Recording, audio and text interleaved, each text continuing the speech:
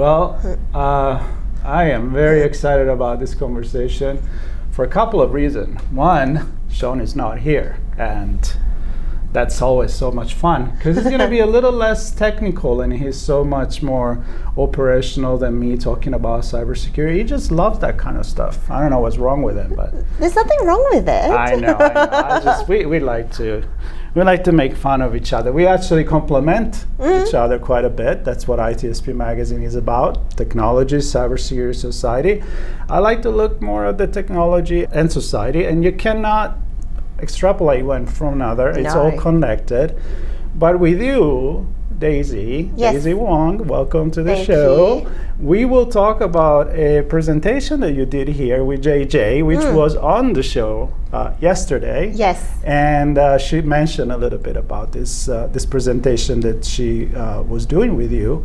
And the reason why Sean is not here is 10 skills about cybersecurity training that are not IT. No. So they're human, right? Yes. The human element. Yes. And I love that. So again, welcome to the show. Thank you. Please, a little bit about yourself, and then we'll dive into this presentation. Sure. Well, thank you for having me first. And I'm so glad JJ was here yesterday, so it's a good continuation. But a bit about me. I'm Daisy Wong. I've born and bred in Melbourne. I work and live here. I work at Medibank, one of Australia's largest private health insurance. I'm the head of security awareness.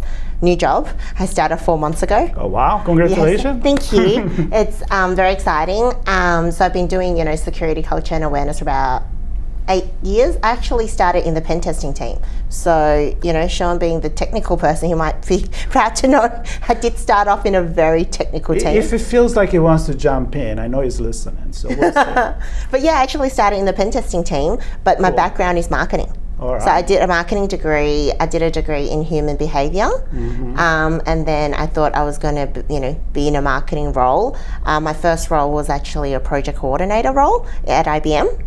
And then my next role was pen testing team at one of Australia's largest banks. And that was when I started to understand the technical, what a penetration test means or the findings. But the problem with the pen testers were they weren't good at communicating, which is one of the 10 skills in the presentation. They would tell the asset owners your vulnerability score, CVSS score is 8 out of 10, and they're like, what does that actually mean to me? And I was like, please stop talking. They were upsetting them. So I was like, please stop talking to them, allow me. So I would translate that, hey, this report means if this application is launched, there's a vulnerability, our customers might get hacked, the brand reputation, etc. And they're like, right, you actually talk English. You speak our language. Thank you for translating that. Yeah, so I did that for a few years in the pen testing team. I was like operations manager, kind of organized. Never did the actual pen test, but I did a lot of the reporting and translating the reports. Did that for a few years, and someone said, hey, there's this thing called security culture and awareness. That might be good for you. And I'm like, what does that mean? And they're like, I don't know, you go train people. And then I was like, oh, okay, that's a bit flippant. just like, and at that point, if I be honest, Marco, I feel like they were saying that there wasn't a role for me because I wasn't technical. So the security industry is so technical. We don't know what to do with you. Do culture and awareness. And that's how you felt. That's how I felt. So I was like, how when someone tells you to do something, you don't want to do it, like your parents? I was like, yep, no, I'm not going to do it. Not going to happen. I'm not going to happen. Then I became a cybersecurity project manager. So I did quite a few projects. I implemented like the vulnerability management tool, policies and standards. And one of my projects was creating the security awareness program. And I worked with a vendor. I'm like, okay. And then that's when I started understanding all the 10 skills that was required for security culture and awareness to build that in an organization to help employees understand. And that's when I realized, I didn't need to be a pen tester. I don't need to be a SOC analyst to do this role. The skills I needed, I already had because of my marketing degree and, personality as well and things like that.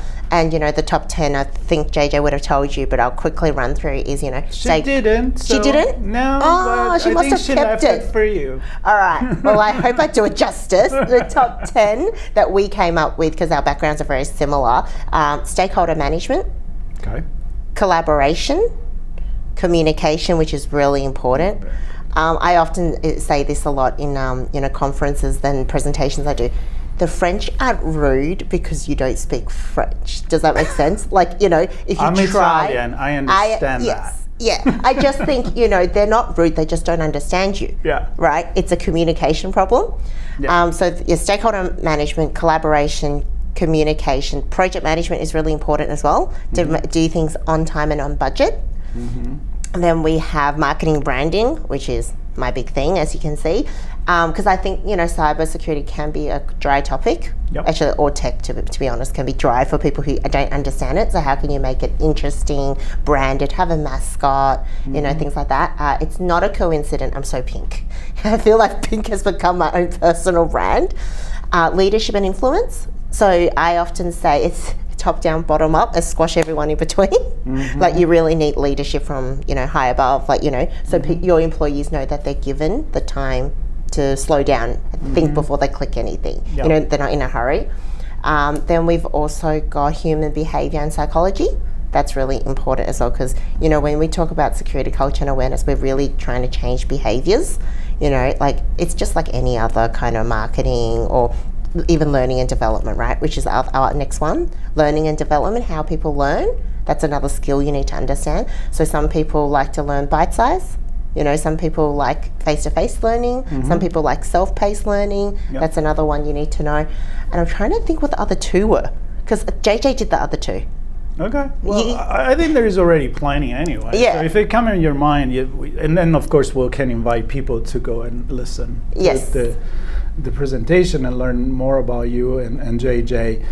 I'm going to connect a little bit with actually what we talked about with JJ, which was almost like the difference between learning and understanding versus, memorizing, going through the checklist, and actually internalize it, which is when you turn something into a behavior or into a culture. And it doesn't happen over time, overnight. It needs time. And you need to think it in a very psychological way. It's education.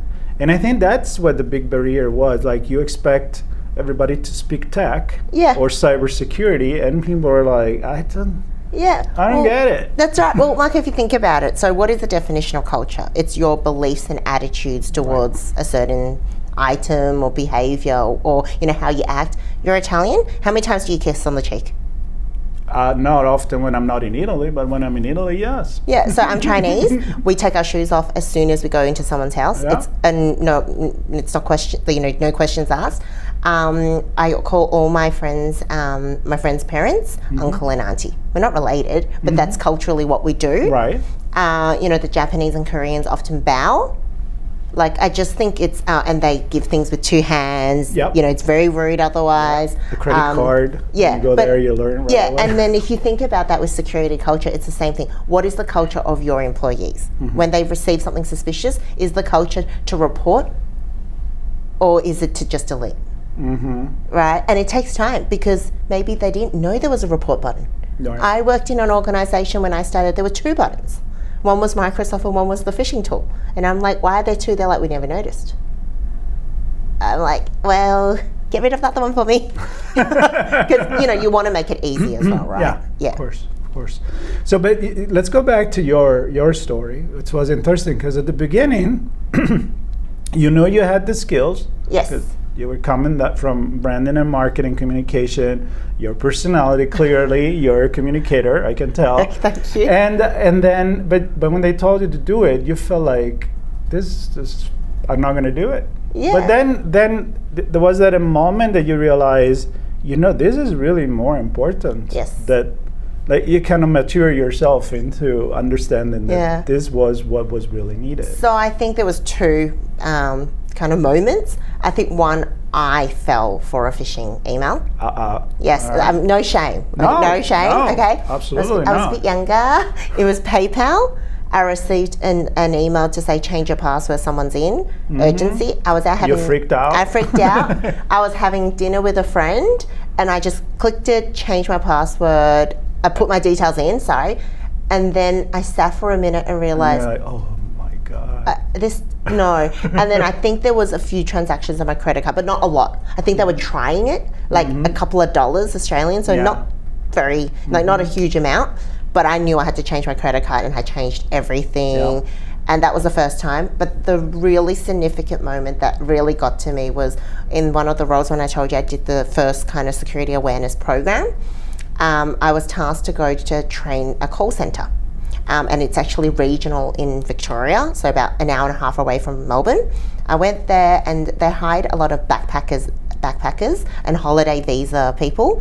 And I remember talking to them, and they hired and an elderly lady kind of came over, and I was doing my presentation about, you know, phishing, common cybersecurity attacks, you know, how people can social engineer you. And the session finished and she came up and she's like, "Hey dear, I know this might sound stupid, but I don't understand how people can get my email address. It's not like the old days. My address isn't published in the yellow pages, the white pages." I know, right? And I was we used to have so much share in public. And I was like, oh my gosh, like I take it so for granted that everyone knows what an email is, you know, and that they can keep up with Gen AI and the new phones. Like, you know, do you remember when the phones used to be really big? Then they went really, really small. The smaller, the better. And then now we're going back to bigger. And I think I take it for granted, that technical literacy. And I think that was the moment, because I sat her down and I was like, "That's all right, let me explain. Do you sign up, you know, do you know what an email address is? Do you use it?" She's like, "Yes." And I explained it to her. And I think that moment really got me. I was like, okay, you know, I may not be technical, because I'll be honest, I was constantly told that I wasn't technical. There was no space for me in the industry. I was about to leave, because I was like, well, where should I go? Do you know what I mean? Yeah. So, and that role in the pen testing team was also made redundant. So it wasn't like I had a choice to stay. But I think at that moment, it was just really poignant for me that, you know, being able to explain these, you know, technical, or not even technical, but just, you know, concepts of technology, how to use technology safely and really make a difference to a person really got me. And I used to work at a bank, and I always said this, I didn't really care how much the bank made money-wise, but I cared that we protected our customers. Right. I ended up working in Victorian government for a while, and I really liked that because, you know, I was helping Victorians. I've lived in Victoria. You were doing like a public service. Yeah. Right? Yeah. So here's something that it comes to my mind. First of all, when we started ITSPmagazine, I am like you. I come from branding, sociology, and political science, and I've done marketing myself. And then we started working on certain branding project together with Sean, and I was like, we're still selling the box, we're still selling the picture of the server, the technicality of it, but what is the problem that it solves? That's right. It's like if you sell pharmaceutical, like a drug, or insurance, banking, you sell that sense of security. You're not showing the safe, right? Yeah. So that's right. You know, there is that thing about communication. But the other one, and I want to ask your opinion on that, is I feel like what you do is very similar to science educator. Like Carl Sagan back in the 80s, where he will go and speak in public about astrophysics. Yeah. But he will make it easy to understand. And that's a gift. Yes. And I think it attracted so many more people that wanted them to study that, but also people to understand basic concepts. Yeah. And do you feel like that's what is happening now, that people finally realize in cybersecurity that ultimately the goal is to protect the users, or am I being idealistic? I feel like you're a bit idealistic. I think Are we ever going to get there? I hope so. I hope so. So, you know, I've seen a shift. Okay. So I'm very, very fortunate in my current role and my previous role as well. I report directly to the Chief Information Security Officer. Okay. However, and I'm not quite sure in America or Europe where you're from,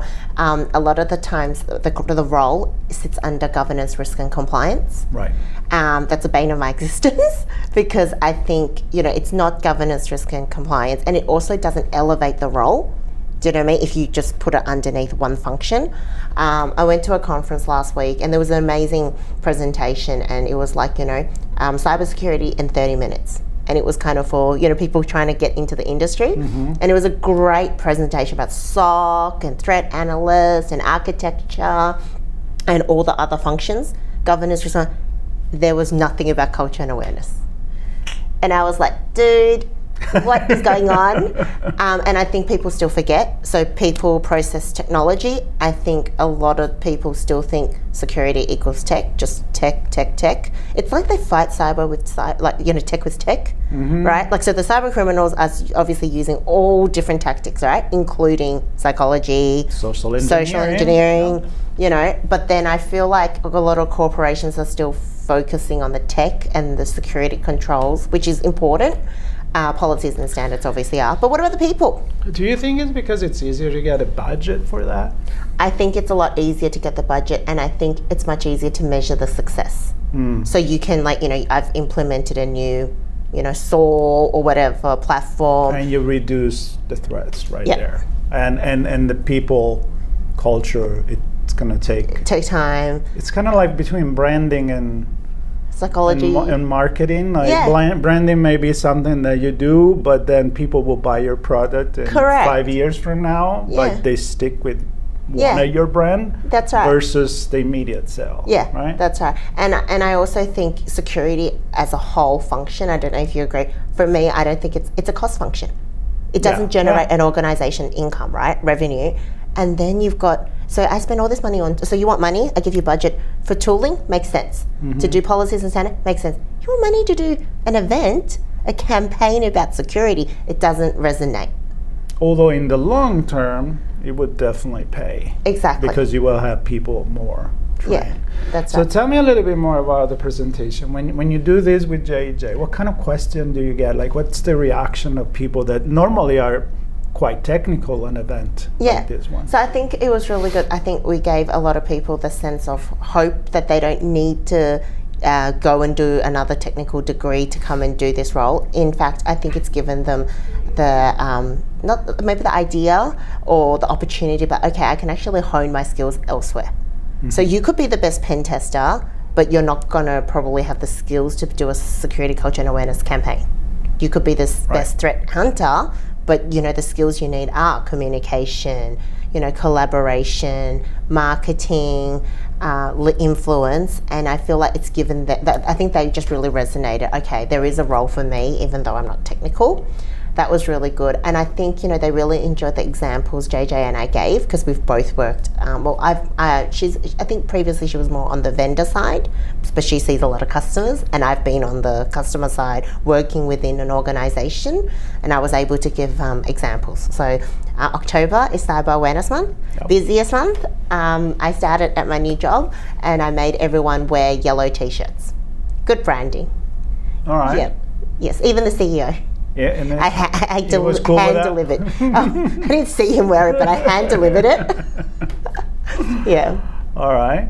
Other example, like one that JJ brought up was for the kids, for example, because she did another presentation about kids and cybersecurity, and we were talking about learning how to get acquaintance to the rule of the road, right? So like you don't just give keys to somebody when it's 16, drive the car. You need to do a test. But you also been learning about, pay attention when you cross the street. Go on a bike, go on a skateboard, and you go on this side of the road or the other. So she highlighted the fact that again, it's a culture building, and it's not just about here, study this manual, and all of a sudden you're, everything about security. That's right. So that I thought it was a very easy to understand example. Do you have any other examples that you? Yes, metaphors that you use. Yes, I've never done any work with children. I know JJ is really good at that space. For me, it's more employees and really helping those. I call them, non-technical employees. So if you think about it, accounts payable, or like I work at a healthcare, we've got nurses, doctors. They're not employed to be your next SOC analyst. Then, right. Do you know what I mean? So it's not fair for you to employ them. The position description has nothing about security, but then they join and it's like, it's your responsibility. And then the culture from, the leadership down is you're going to be reprimanded. If you click, you're stupid, So I think for me, what's worked is really create a safe environment. I stole this from a friend and I've changed it a little bit, but I always say, deleting protects you, reporting protects us all. Right. Because deleting is like... to help other not to make the mistake that you made. Correct. Because, because I think they're scared. They see a suspicious email and they don't think it's helpful. So, or they've reported something and the security team's not responded. And I can constantly trying to tell my team, I know this may sound strange, but I said we're a consultancy firm. We need to have customer service within the security team. And they're like, what are you talking about? And I'm like, but if I'm going to spend the time to forward an email to you or report something, I want a response. And I think that is a perfect opportunity to educate as well. Thank you for reporting this. Yeah. This is a legitimate phishing because. And it's a teamwork. And it's teamwork. You can't change culture by one person. Yeah. Let me ask you something, like the new technology, right? So now we go back in the attackers obviously use technology, AI, generative AI to be more effective. The defense team use it as well. Do you see a role in generative AI agent on your computer that could help the regular people, not the cybersecurity team, to get maybe a little help in flagging? I reckon flagging nudges, like just a simple, how like when you forget when you type an email, I've attached, and then you forget, and they say, hey, have you forgotten? Things like that. Now, I don't know how privacy works, because does that mean the AI is then reading all my messages, but then it's a work computer? It should be, it's tracked anyway, right? But I feel like those nudges would be really good.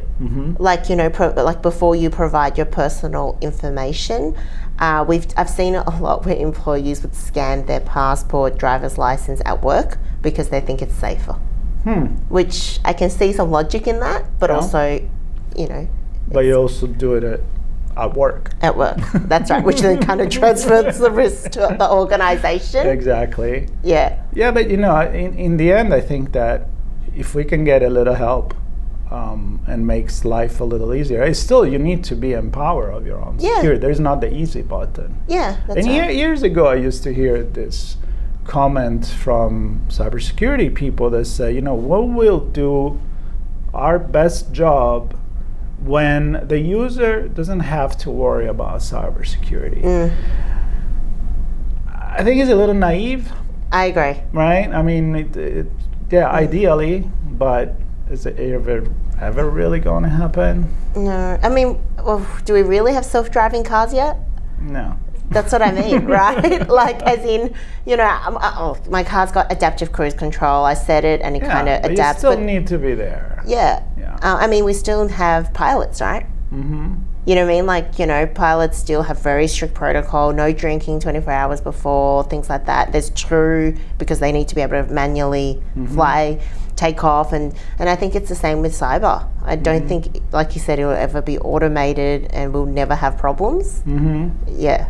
And I think also will be really weird if we are not aware or have a basic knowledge of the things that we use. And we're kind of there, which is scary. People use a smartphone and they have no idea what's going on. They have no idea how the internet works. Well, we use it, but also we don't have idea how electricity works, and we have it in our house for the past 100 years. Right? Oh, I love this example. So my dad's 80.